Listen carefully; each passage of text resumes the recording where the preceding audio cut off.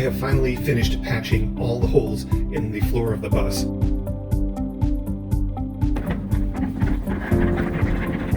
This final trip features 8 sheets of 5/8 inch plywood. I'm trying to hide the surprise in my voice as I report that it fits. I'm in the bus in mid-January. It's hovering at just about freezing. I'd like to do some prep work on the floors, and it'd be nice if I was a little more comfortable.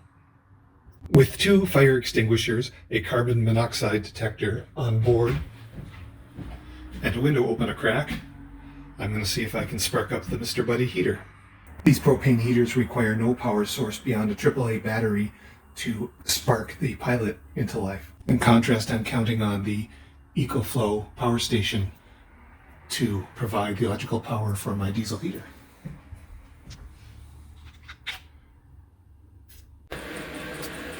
They're both running now, and the temperature's starting to climb. My goal today is to cover the dozens of holes right through the floor of the bus left when I removed the seats. About a year ago, I used some aluminum foil backed butyl tape to cover some of the holes as a test. And there's been some abrasion as I tread over them, but it's held up really well. So I'm going to continue with this method.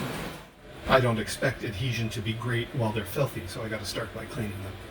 And of course, let the surface fully dry. When I bought the bus, there was a secondary passenger heater behind the rear axle. Removing it left 4 holes that I need to cover up. One of them is going to help me with another issue. There are going to be occasions when I need to drill some holes through the floor of the bus. For example, the intake and exhaust for diesel heaters, and anchoring seat belts securely. This is not something you want to mess around with, bolting them to, for example, a 1/2 inch thick piece of plywood. It has to go right through metal.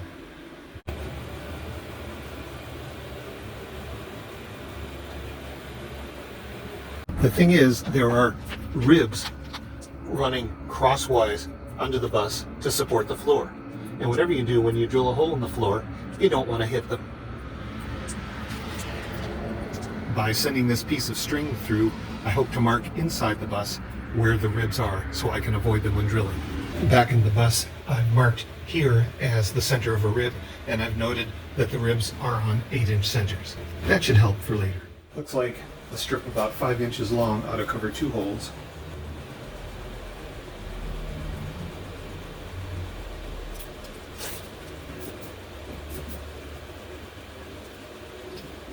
This is a roller I got to apply the Killmat sound deadening sheets. Seems to work well here. It's 2 days later. More of the butyl tape has arrived from Amazon, and I've mostly patched the holes that resulted from removing the seats. I'm now turning my attention to patching the holes that resulted from removing a chrome strip down the right and the left here. These are the tools that I've been using to try to get the surface clean so that the tape will stick. I've still had a little problem with adhesion, and I'm wondering if the surface is fully dry, so I'm going to use the heat gun to make sure it's dry.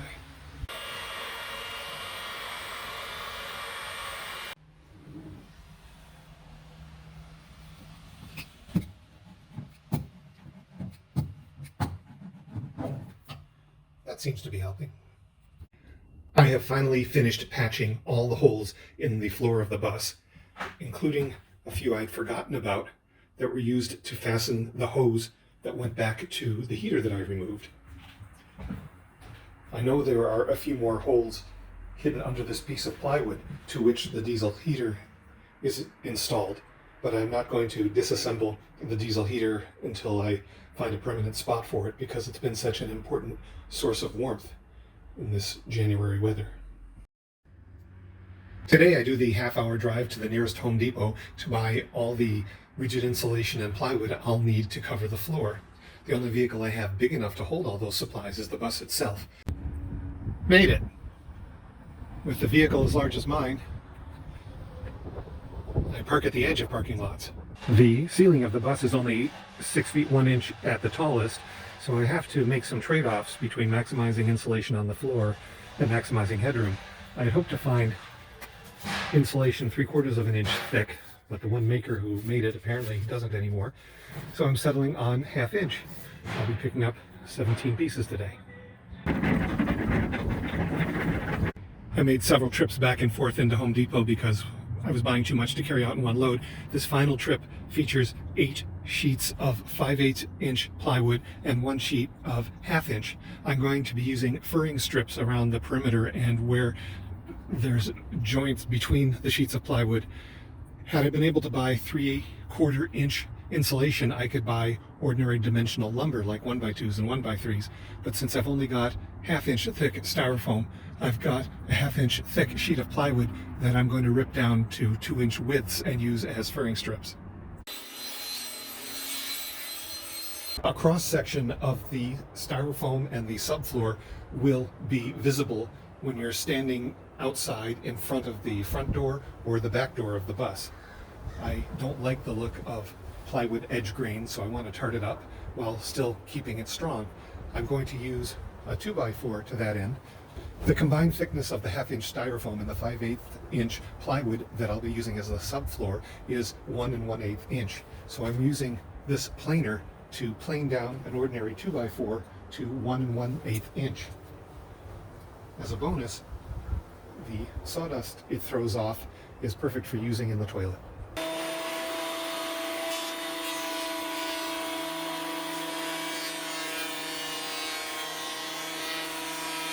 It took a couple more passes, but we're there. Eventually, I'm going to rip this board in two lengthwise, so I have 2 8-foot pieces to work with. One to trim out the floor near the front door and one to trim it out near the back. But first I have to cut a channel down the middle of it equal to the thickness of the subfloor, or 5/8 of an inch.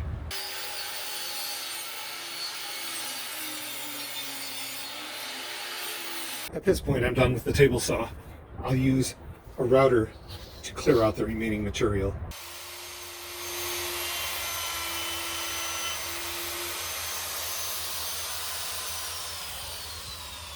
And that's the rest of it done. Now I just need to rip this down the middle to turn it into 2 pieces.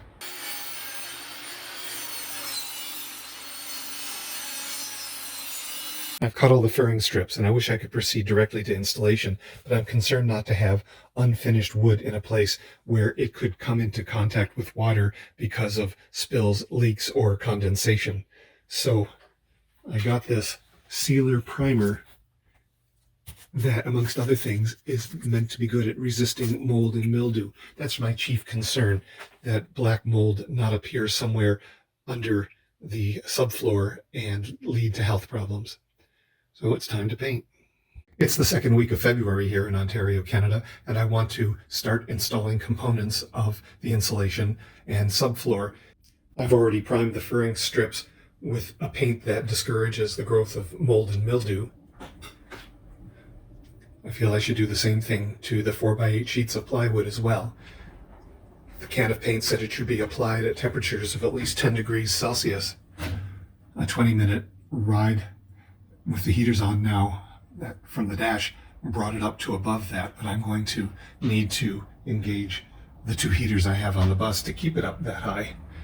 And before I do that, I'm going to have to unearth them. This is the piece I propose to pin down along the back edge of the floor. It used to be a 2x4. When I ripped it down the middle, it appears to have released some internal tension and has worked up nicely. I'm going to have to see what I can do about that. In practice, I don't think I can easily flatten this out in place. So what I'm going to do is cut the piece into 3 pieces, but the joints will be outside of the doorway, so they won't be vulnerable. I plan to affix these end pieces and the furring strips to the floor using a PL adhesive, which ideally should be clamped, and in lieu of clamping, I hope to use sheet metal screws like this to bolt the wood to the floor while the glue is setting.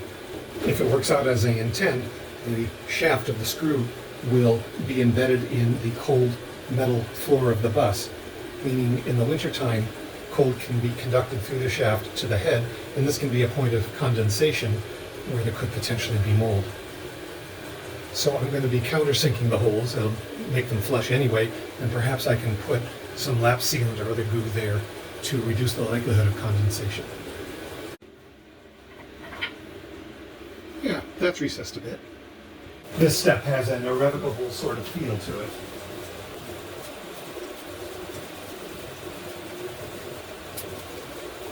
Even though these screws are meant to be self-tapping, I've still pre-drilled the holes in the metal frame.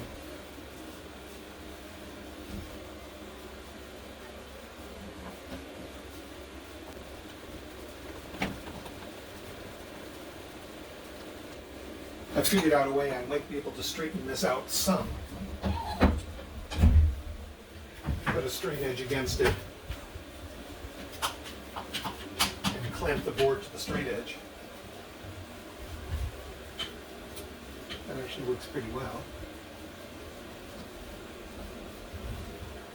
I've got the rear edge strip installed, and as a consequence of splitting it into thirds, while it's not totally straight, you can see a little gap there, it's straight enough. The 1/2 inch of insulation will sit right on the black floor, and then the 5/8 inch plywood will rest on this ledge and be more or less flush with this surface. At least that's the plan.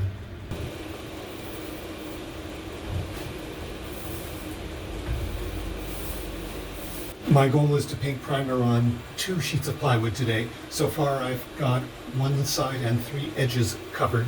The bottom edge I'm just going to treat as touch-up just before I cut it to size and install it.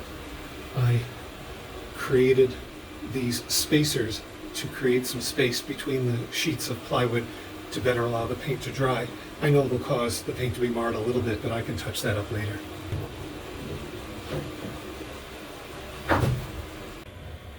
I finished painting both sheets of plywood.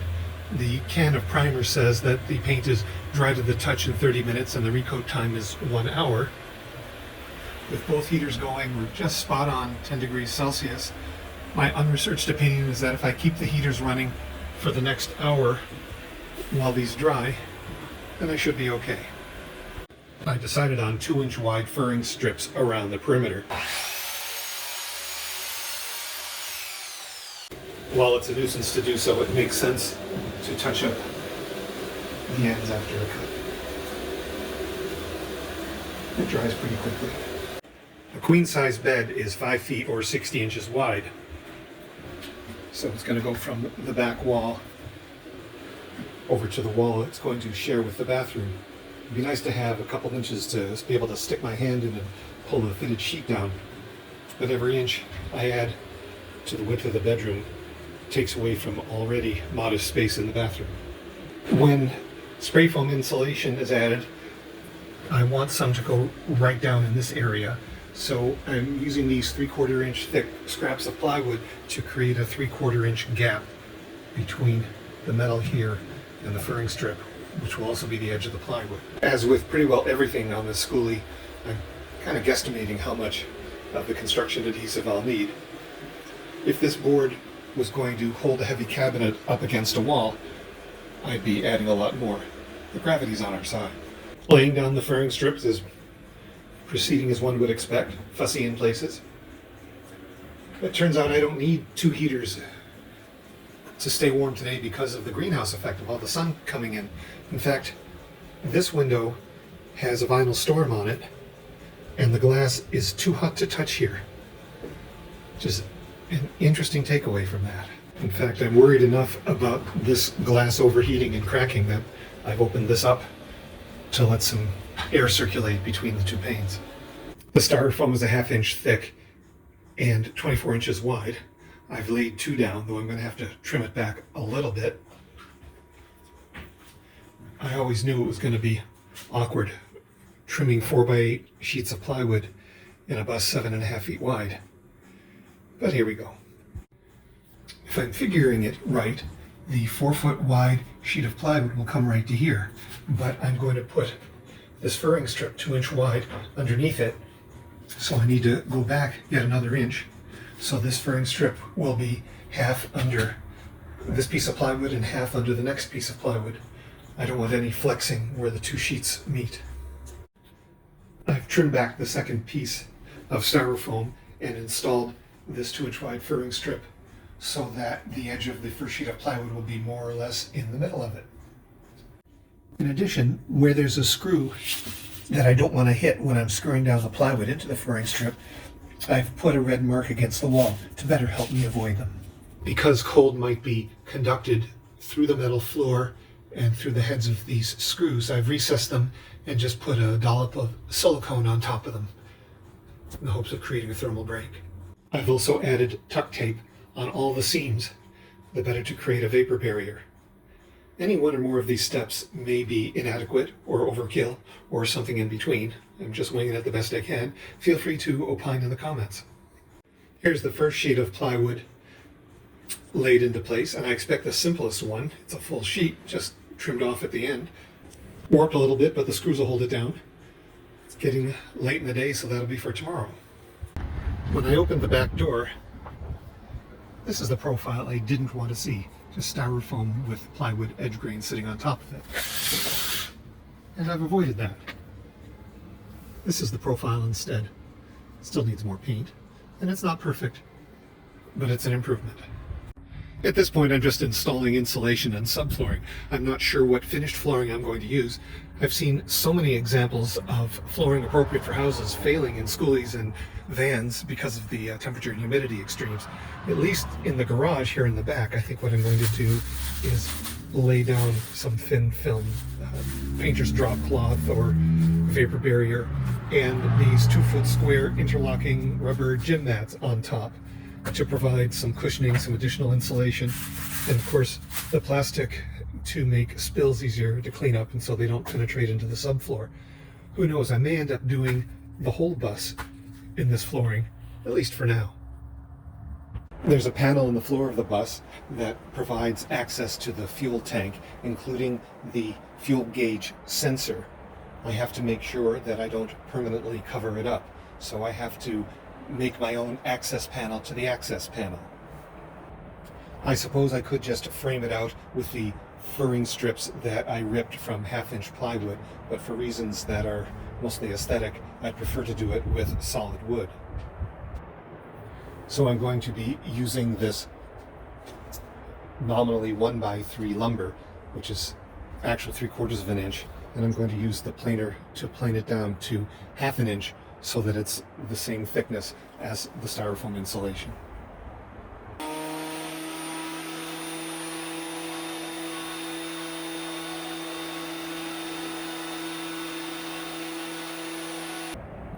And that does it. We're at 1/2 an inch. And then of course we slap some primer on it. I'm going to attach the plywood sheets to the furring strips using 10x1-inch screws. I want the screws to be long enough to attach the two pieces of wood together, but not so long that they penetrate through the furring strip and touch the metal floor, because that would allow for cold to be conducted from the floor up through the screw head into the passenger compartment. I've installed the furring strips to accommodate the next 4x8 sheet of plywood, cut down a little bit. I've framed the hatch for the fuel tank access panel, and I've smushed in some silicone into each recessed hole here to cover the screw heads to try to create a thermal barrier. I expect the sheet of plywood will be the most complicated one to cut. It's the next day. I've added an additional furring strip here that will be completely covered by the next sheet of plywood. I've added it because it runs along the path where a wall will be, and I wanted some additional thickness to screw into when I finally build the wall. I've decided to cut this piece of plywood in stages. I've cut it short to the width of the bus and notched out for the bathroom. And now I'm going to notch it out for the fuel supply entrance.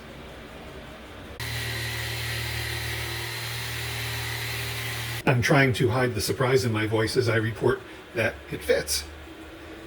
Now I just have to cut out the rectangle for the access hatch for the fuel tank. The cutout for the access panel is in the ballpark as well. I left this set back deliberately so that I would have something to sit on.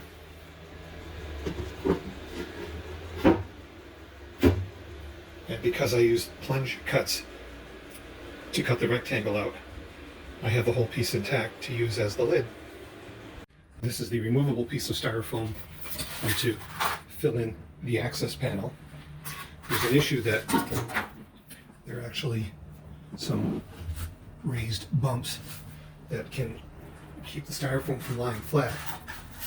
What I did was put it in place,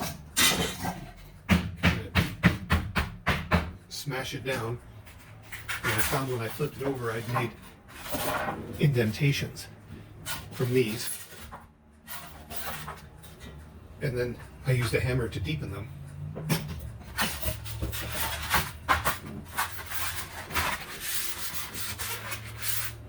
And now at least it's closer to flush. I was ticked at myself a couple days ago when I inadvertently stepped on the stack of styrofoam and broke a couple pieces like this. I wondered just where I could end up using them now that they're broken. But with all the fussy cuts involved before I lay down this sheet of plywood, those broken sheets are getting used. For example, last piece. The insulation is all cut to size and taped in place.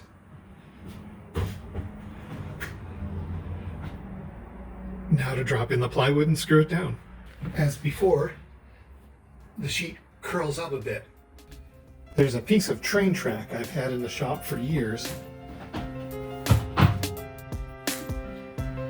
I found it's helpful in a variety of situations. And that's the second sheet of plywood installed. I'm going to install the remaining 6 off camera, and we'll talk again when I'm on to the next project.